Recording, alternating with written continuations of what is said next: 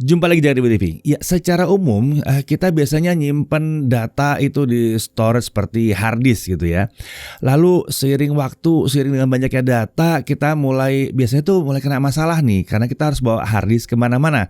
Nah, umumnya kemudian data penting yang butuh sering diakses dari mana-mana ini akan disimpan di cloud seperti Google Drive misalnya supaya gampang diakses dari mana-mana. Nah, masalah berikutnya akan muncul nih saat data yang dimiliki semakin besar atau kebutuhannya semakin rumit. Seorang YouTuber misalnya ya, mulai kehabisan tempat untuk backup data videonya di cloud. Gak mungkin. Di hard disk eksternal kalau dibawa kok jadi banyak banget. Gak mungkin juga ya. Disimpan juga kalau kebanyakan gak bener nih ya.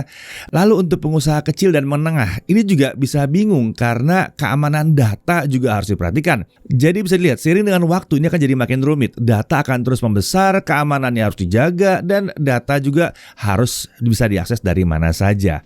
Nah, pakai hard disk atau file server biasa tentunya bukan solusi yang pas di sini. Menggunakan public cloud sekilas bisa jadi solusi, tapi belum cukup sebenarnya.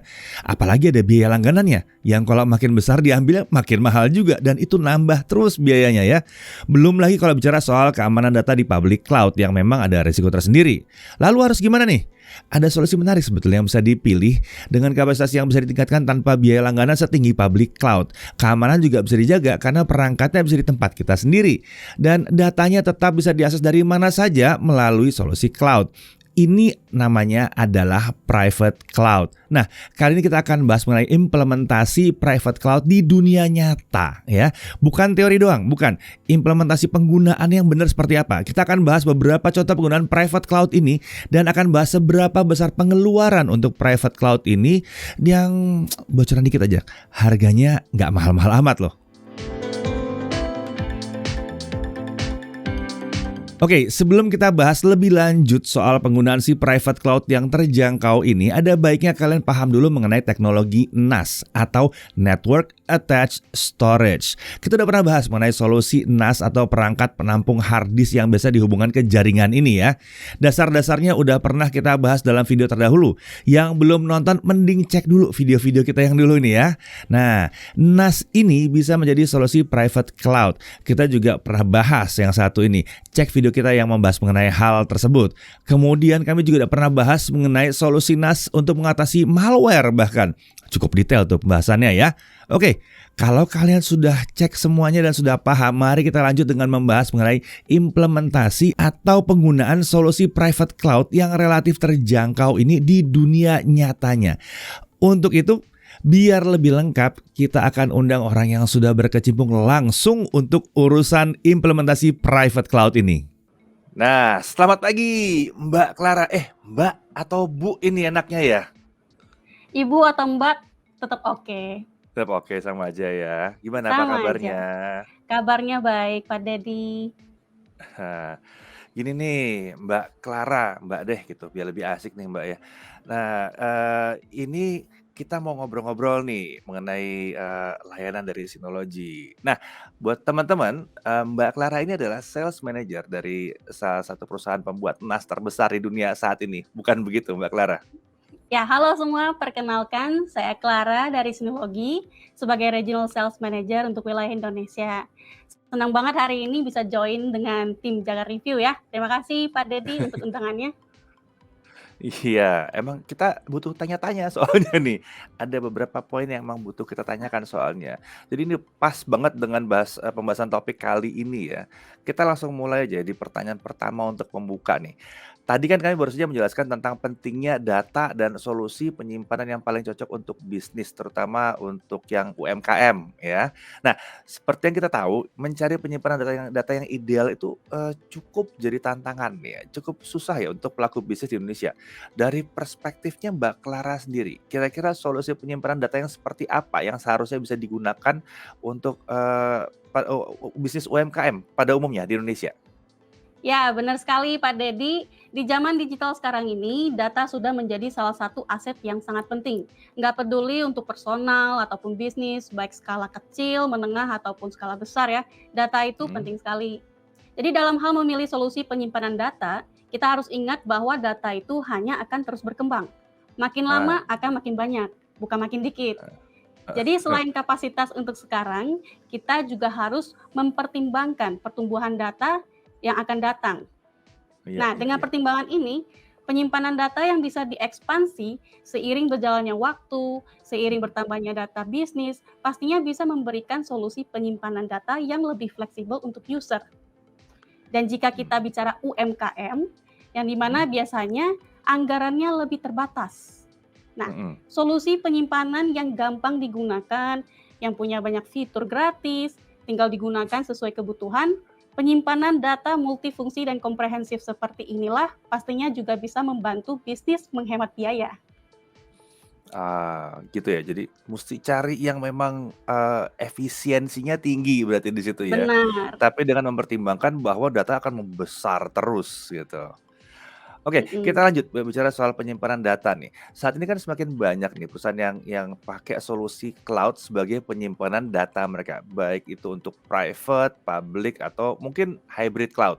Nah, menurut Mbak Clara sendiri, kenapa, cloud private seperti yang pakai NAS ini ya, bisa jadi pilihan yang, mungkin lebih baik dibandingkan cloud yang publik?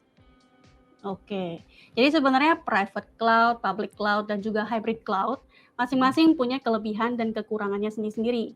Jika mhm kita bicara public cloud, kapasitasnya memang tidak terbatas, tapi ada mhm. kekhawatiran dalam hal data privacy. Karena I see. data itu disimpan di server orang lain. Jadi Iya, public cloud ini umumnya juga biasa benar-benar mengandalkan koneksi internet. Nah, kalau internetnya betul. pelan, maka akses Iya, data atau filenya juga ikut pelan gitu. mhm Nah, kalau private cloud, data bisa diakses dari mana saja, kapan saja, sama seperti public cloud, tapi semua datanya kita simpan di server sendiri, kita kelola mhm. sendiri. Jadi Iya, kepemilikan data itu sepenuhnya di tangan sendiri, nggak mhm perlu mhm. khawatir tentang data privacy. Iya Lalu iya. karena servernya itu kan kita atur sendiri ya, kita bisa Heeh. taruh servernya di kantor, jadi selain bisa diakses lewat internet seperti cloud pada umumnya, file yang disimpan itu juga bisa diakses lewat jaringan lokal. Nah, akses data Oke. bisa lebih cepat dan juga tidak terhambat karena keterbatasan koneksi internet. Jadi kalau dibutuhkan servernya bisa disamperin gitu ya? Servernya Iya, bisa disamperin, colok langsung di situ bisa. Kalau kita yang pakai bisa. cloud, ya udah gitu, harus Iya, cloud terus gitu. Oh, iya mhm. iya iya iya iya. Nah, oke, kita lanjut lagi ya. Mungkin bisa sedikit dijelasin nih, bagaimana caranya sih, UMKM itu mengimplementasikan si NAS ini ke infrastruktur IT perusahaan mereka nih, ya. Mungkin ada real case di mana ada sebuah bisnis yang, akhirnya pindah ke NAS sebagai private cloud itu mungkin ada, bisa dibagi mungkin? Oke. Ya, kalau dilihat dari pengguna sinologi NAS ya, Mhm, umumnya UMKM itu mengimplementasikan NAS untuk keperluan penyimpanan data terpusat, private cloud, file sharing, kolaborasi file, dan juga backup data. Nah, jadi beberapa oke, solusi ini yang paling sering diimplementasikan. Kalau mhm kita bicara real case dari customer sinologi, kita ada mhm, banyak customer yang awalnya menggunakan PC atau komputer sebagai file server untuk diakses heeh, banyak karyawan gitu ya untuk sekaligus. Tapi karena performanya kurang memuaskan, akhirnya mereka pindah ke NAS agar iya, penyimpanan data lebih terpusat dan juga mampu dioperasikan 24/7. Ada mhm, juga customer yang awalnya menggunakan public cloud. Tapi kan karena oke. biaya subscription-nya itu makin lama makin mahal, akhirnya pindah juga menggunakan NAS dan bikin private cloud sendiri. Nah, selain ada Oke, banyak fitur untuk file sharing, fitur kolaborasi file seperti editing file Office gitu ya. Nah, biaya yang perlu dikeluarkan cukup sekali saja, bukan terus-terusan. Jadi untuk jangka betul betul, waktu yang panjang, investasi seperti ini justru bisa lebih hemat dan juga lebih terjangkau. Nah, ada I juga nih, see. banyak customer kami yang mengimplementasikan NAS untuk keperluan backup data. Gak peduli Oke, mau backup data dari PC, dari server, virtual mesin, ataupun data mhm. yang ada di cloud. Semua bisa di-backup ke NAS menggunakan software gratis yang sudah disediakan di dalam NAS tersebut. Nah, Gratis ya, gratis. gratis. Nah, barusan Pak Deddy juga ada mention ya, ada tanya tentang real case-nya. Ada apa enggak Heeh, yang bisa dibagikan gitu. Nah, agar iya, lebih ada gambaran, kita bisa implementasikan, kita bisa lihat dari salah satu customer sinologi ini. mhm, Oke. Nah, sebelumnya mereka menggunakan file server tradisional untuk menyimpan data. Lalu untuk oke, mempermudah akses file dari mana saja, mereka juga simpan beberapa file di public cloud. Nah, di awal Oh, implementasi ini nggak ada masalah, tapi makin mhm. lama datanya makin banyak, makin tersebar di 2 platform yang berbeda. Yang kayak begini dia menyebabkan IT admin makin kesulitan dalam hal manajemen data. Belum lagi biaya Mmm. subscription yang semakin mahal gitu. Nah, Oh, disinilah oke. mereka mulai mencari solusi lain dan akhirnya pilih menggunakan NAS. Jadi misalnya Mmm, dengan Synology NAS dan aplikasi built-in yang namanya Synology Drive Server, mereka mhm. bangun private cloud sendiri agar karyawan bisa simpan data secara terpusat, tapi juga bisa diakses dari mana saja. Yang di Ah, kantor iya bisa iya. akses lewat jaringan lokal, nah yang di luar kantor bisa akses lewat internet. Jadi semua data tersimpan dalam satu perangkat NAS, mempermudah IT admin untuk manajemen data. Dan satu lagi yang nggak kalah pentingnya nih, Ya. solusi private cloud seperti ini tidak diperlukan biaya lisensi atau biaya berlangganan. Jadi fitur ini udah termasuk di dalam perangkat NAS Synology dari sananya. Mhm, Jadi pakai NAS Synology, fiturnya gratis, ya benar-benar cuma beli di awal aja berarti ya? mhm. Cuma keluar investasi di awal doang. Oke, untuk implementasi seperti ini, apakah butuh orang IT khusus gitu? Ini maksudnya kan banyak aja UMKM tuh yang nggak punya resource IT yang luar biasa gitu, paling cuma ada satu Mhm, orang yang ya sekedarnya lah gitu, bukan mhm, spesial orang IT buat yang, perusahaan besar gitu. Itu bisa nggak benar. sih? Iya, sebenarnya pada umumnya NAS itu udah ada sistem operasi sendiri gitu, ada Mhm, interface-nya sendiri. Misalnya kalau NAS dari Synology, OS yang kita gunakan namanya DSM atau Disk mhm, Station Manager. Nah, ya. untuk melakukan pengaturan, setup, dan lain-lainnya, admin itu tinggal masuk ke DSM ini. Interface-nya Mhm. sangat sederhana dan kita desain se-user friendly mungkin agar bisa dioperasikan dengan mudah. Nah, karena tidak sulit, gampang dipelajari, jadi sebenarnya nggak perlu orang IT khusus gitu. Gampang digunakan, banyak fiturnya, sudah ada OS dan software built-in, ini adalah solusi all-in-one. Dari NAS justru sangat ideal untuk bisnis yang memiliki resource IT terbatas justru. Justru memang dirancangnya untuk itu gitu ya? Mhm, Untuk yang resource IT-nya terbatas ya? mhm, Oke. Nah, oke kita lanjut lagi. Untuk semua skenario yang kita bicarakan sekarang ini adalah untuk bisnis yang cenderung sudah menerapkan solusi canggih dalam infrastruktur mereka. Eee, Bagaimana dengan industri yang lain gitu? Mungkin ada yang, ini kan kalau kantor biasanya emang udah gitu, udah canggih gitu. mhm. Kalau industri lain ada dipakai nggak? Mungkin perhotelan gitu pakai seperti ini juga? Iya, jadi NAS selain sebagai storage ya, sebagai file sharing atau backup, sebenarnya masih Mhm, ada banyak solusi lain yang bisa diimplementasikan. Misalnya untuk heeh industri perhotelan atau retail gitu. NAS heeh. itu juga cukup sering digunakan untuk solusi surveillance, baik dijadikan sebagai Oh, storage tambahan untuk perangkat MVR-nya misalnya gitu ya, atau mau mhm. langsung dijadikan sebagai sistem surveillance untuk mengelola IP kamera juga bisa. Nah, selain Ah, surveillance, ada juga perusahaan yang menggunakan NAS untuk solusi virtualisasi, baik sebagai storage ataupun untuk hosting juga memungkinkan. Jadi ada banyak oh. solusi dan fitur yang bisa dijalankan di NAS. Tinggal disesuaikan saja dengan kebutuhan tiap perusahaan dan tiap industri masing-masing. Oh, fleksibel banget jadi ya, bisa dipakai Mhm, buat macem-macem banget, nggak cuma sekedar ngopi data doang, nyimpen data, iya, punya folder-folder doang gitu ya. Tadi kalau mhm, CCTV juga otomatis nyimpen ke situ ya sekalian jadinya. benar. Nambahin hard disk di NAS otomatis ya nambahin buat security juga. Menarik menarik, ini menarik nih. Gitu.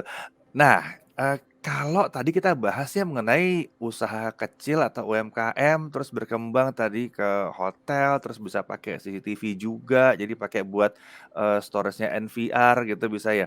Nah, sekarang saya berandai-andai nih ya, NAS ini sebenarnya bisa dipakai nggak sama perusahaan tuh yang skalanya besar sekalian gitu? Biasanya kan mereka pakai server-server gede gitu ya, atau Mhm. pakai cloud storage yang luar biasa gitu yang emang udah skalanya, enterprise gitu. Nah ini enterprise ini bisa nggak sih pakai NAS juga seperti ini? Iya, tentunya nggak masalah yang seperti itu ya. Tinggal Heeh, disesuaikan aja kebutuhannya dengan spesifikasi hardware dari perangkat NAS yang dipilih. Contohnya, mhm kalau Synology NAS gitu, kita mhm. punya banyak lini produk yang beragam, yang bisa dipilih menyesuaikan kebutuhan tiap customer yang berbeda. Dari produk model desktop, mau yang 1B sampai 12B juga ada, cocok untuk kebutuhan home user, power user, ataupun kantoran, sampai ke Mhm. model rack mount. all flash dan juga dual Oh, controller, cocok untuk kebutuhan perusahaan enterprise yang dimana mereka oh, butuh kinerja yang lebih tinggi ataupun kapasitas penyimpanan yang besar sampai petabyte misalnya gitu. Itu juga udah ada.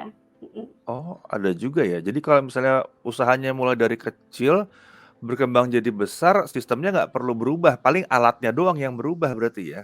Jadi pola Mm-mm. kerjanya tidak perlu Di-upgrade, berubah ya? Ya cuma benar. upgrade alat doang ya, ya karena kalau datanya lebih masif, tentunya betul lebih banyak gitu. Oke, dari tadi kita tuh bahas tentang cara implementasi NAS. Nah, kalau berdasarkan pengalaman di lapangan, ada peningkatan apa aja sih yang dirasakan oleh, si bisnisnya setelah pakai solusi NAS? Mungkin ada contoh realnya gitu, mungkin ada yang, wah tiba-tiba dapat penghasilan ekstra atau gimana gitu. Ada nggak sih Oke. sebetulnya kayak gitu? Iya, kalau kita bicara tentang benefit ya, yang Mhm. paling utama sebenarnya adalah biaya. Oh, Jadi oke, dengan biaya solusi ya? NAS, customer cukup membeli perangkatnya atau hardware-nya aja. Dan NAS tersebut Mhm. sudah ada OS-nya, software aplikasinya, dan Mhm. fungsi-fungsi lainnya yang biasanya itu berbayar. Jadi Oh, semua ini sudah oke, diintegrasikan dan termasuk di dalam perangkat NAS. Sudah all in one gitu ceritanya. udah all in one ya? Nah, jadi dengan fitur-fitur seperti ini ya, jadi perusahaan itu bisa menghemat biaya pengeluaran IT yang cukup banyak. Nah, di sini saya akan ambil cerita customer kami sebagai contohnya. Misalnya Ada ya? Oke. TTT, ada. Heeh. Nah, TTT ini adalah perusahaan arsitektur yang ada di Vietnam. Total Mhm. mereka berhasil menghemat hampir 70.000 US dollar biaya Uh, berlangganan public cloud per tahun loh ini. per Nah, tahun? iya, 70. 70.000 US dollar itu sekitar 1 miliar ya kalau Iya, dirupiahkan. iya. Heeh, karena Lebih dari mereka satu itu miliar. Heeh. benar, karena mereka punya data yang sangat besar yang mau disimpan di public cloud. Nah, akhirnya mereka Mmm. memilih menggunakan Synology NAS dan bikin private cloud. Oleh karena itu mereka bisa menghemat sebanyak itu. Nah, saya juga ambil satu contoh lagi dari customer kami yang ada di Indonesia, yaitu Oke, Tekiro atau Altama oke, Surya Anugrah. Nah, dengan oke. solusi dari Synology NAS ini dan Heeh. juga aplikasi backup gratis tanpa lisensi, mereka berhasil menghemat ratusan juta biaya lisensi untuk keperluan backup virtual mesin dan juga server fisik yang sudah ada. Jadi selain biaya, Mmm. mereka juga menghemat ruang kapasitas yang diperlukan untuk penyimpanan backup dengan teknologi Heeh. deduplikasi, incremental, yang semuanya sudah tersedia di dalam solusi backup Synology. Jadi baik benefit dari segi biaya ataupun dari segi fitur, ada banyak hal yang bisa dimanfaatkan dari solusi NAS ini. Sampai sedemikian besar pengeluarannya ya? Apalagi kalau perbandingan dengan pengeluaran per tahun, 1 miliar per tahun, itu sih luar biasa ya. Benar. Oke, Mhm. nah kita mau gali lebih dalam nih untuk keamanan data nih, berhubung baru-baru ini kan ya lagi rame soal data breach gitu ya. Mhm. Nah dari Synology ini ada solusi atau service yang, bisa membantu bisnis untuk melindungi data lebih tight lagi nggak sih supaya nggak gampang untuk dicuri gitu? Nah, Nah, jika kita bicara tentang keamanan data, yang dimana mhm, juga merupakan salah satu hal yang paling Synology utamakan dalam desain mhm, produk, kami sudah siapkan beberapa penanggulangan dalam hal ini. Pertama, dari sisi solusi. Nah, mhm. Synology menyediakan solusi backup yang komprehensif untuk membantu user memenuhi strategi backup 321 untuk melindungi data mereka yang penting. Mhm. Strategi 321 ini adalah strategi yang paling sering disarankan. Perusahaan itu harus minimal punya 3 salinan data yang dimana Mhm. disimpan di 2 media berbeda dan satu salinan data harus disimpan di lokasi offsite. Nah, kita bisa Oke. lihat topologi ini agar lebih jelas gambarannya. Mhm, mhm. Nah, Synology NAS itu sudah disiapkan Ah, juga aplikasi gratis yang bisa dimanfaatkan untuk keperluan backup ini.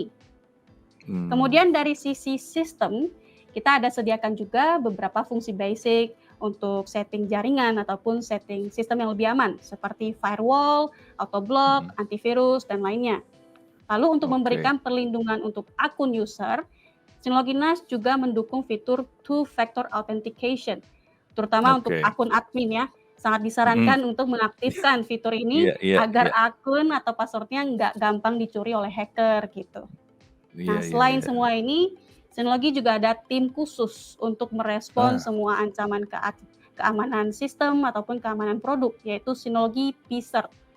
Tim oh, dedicated ini khusus untuk menghandle semua report, investigasi, dan juga informasi kerentanan keamanan terkait produk sinologi. I see. Jadi mau itu yang model serangannya adalah membuang data atau Mm-mm. menyita data kayak ransomware atau mau ngintip data itu juga sudah dijagain semua ya. Tapi Hmm. tentunya balik lagi ke adminnya ya. Kalau passwordnya kalau username admin, passwordnya admin ya sudah percuma juga sih. Iya. Itu kan itu kan kecelakaan paling umum itu ya biasanya ya karena password Hmm. password adminnya nggak diperhatiin gitu. Ini sekarang password Iya, adminnya sendiri bisa two factor authentication berarti ya. bisa. Ini menarik ini menarik. Jadi memang rapat sekali. Oke, rasanya udah cukup jelas nih kalau soal NAS nih. Tadi udah bahas soal implementasinya, udah bahas soal, apa namanya, solusi apa yang bisa digantikan oleh si NAS ini, terus perusahaan yang UMKM bisa, ternyata enterprise besar juga bisa, keamanan juga udah dibahas. Nah, tapi kita kayaknya mau sedikit lebih spesifik lagi nih dan kita tarik balik lagi ke UMKM karena usaha menengah dan kecil ini ya, Mm-mm. pasti banyak banget yang nyari solusi seperti ini. Kan tadi software-nya gratis gitu kan. Hmm. Nah, tapi ini kan banyak tipe NAS sebetulnya di Synology nih. Nah, kalau untuk UMKM nih, yang cocok yang mana nih? Ada tips nggak untuk cara untuk, pilih NAS-nya ini? Oke, untuk tipe NAS yang direkomendasikan ini tetap Mhm harus menyesuaikan kebutuhan dan skenario penggunaan perusahaan masing-masing. Jadi mhm untuk tips memilih NAS yang cocok, bisa pertimbangkan dulu beberapa hal ini. Pertama, mhm. berapa banyak kapasitas yang dibutuhkan. Ini harus Oke. dievaluasi dari kebutuhan storage saat ini dan juga mencakup estimasi kebutuhan pertumbuhan storage sekitar 3 tahun mendatang. Nah, Mhm. baru total kapasitas ini untuk mempertimbangkan NAS-nya perlu berapa bay. Jadi semakin besar Wah, kapasitas yang dibutuhkan, maka semakin banyak juga drive bay yang harus disiapkan. Lalu yang kedua oke. adalah layanan apa nih yang mau dijalankan di NAS? Misalnya untuk Mhm. file sharing, backup, virtualisasi, surveillance, atau lainnya. Nah, semakin banyak layanan yang mau dijalankan, maka semakin tinggi juga prosesor yang dibutuhkan gitu. Yang ketiga juga ada berapa banyak user atau perangkat yang akan mengakses ke perangkat NAS dalam waktu bersamaan. Hal ini akan Ah, menentukan berapa besar memori atau RAM yang diperlukan. Jadi secara garis mmm, besar ya, kira-kira seperti itu hal yang perlu dipertimbangkan pada saat memilih model NAS agar spesifikasinya lebih sesuai dengan kebutuhan perusahaan masing-masing. oke. Dan ini semua tersedia di Synology ya? Ya, Oh, ada tinggal ya, dipilih tersedia? langsung di website juga kita sediakan tools-nya, itu ada NAS Selector untuk Oh, membantu user mencari NAS model yang sesuai dengan kebutuhan dan juga requirement masing-masing. oke. Kayaknya sudah lengkap Mhm. kap banget udah nih, udah lengkap nih, bicara soal NAS udah lengkap. Terima kasih banyak loh Mbak Clara, mau digangguin waktunya untuk ngejelasin ini ke teman-teman semua. Oke kalau gitu, eee, sampai sini dulu kayaknya nanti kita sambung lagi lain kali kalau kita mau tanya-tanya lagi soal NAS, boleh ya Mbak Clara ya? Boleh dong, pasti. Iya, Oke, terima kasih Mbak Clara. terima kasih Pak Dedi. Oke, jadi NAS ini bukanlah teknologi yang menyeramkan dan juga tidak tergolong teknologi yang super mahal. Bahkan menurut kami nih ya, NAS ini seharusnya sudah mulai jadi standar untuk UMKM. Bahkan mungkin di rumah juga ya. Ini jadi solusi yang pas untuk penyimpanan data yang besar dan sensitif dengan keamanan yang terjaga dan akses yang bisa dari mana saja. Karena data kita kan tentunya akan sangat berharga sekali. Jangan sampai hilang, nanti kerugian juga akan sangat besar sekali. Saya Didi Irfan, Jaga Tribun TV.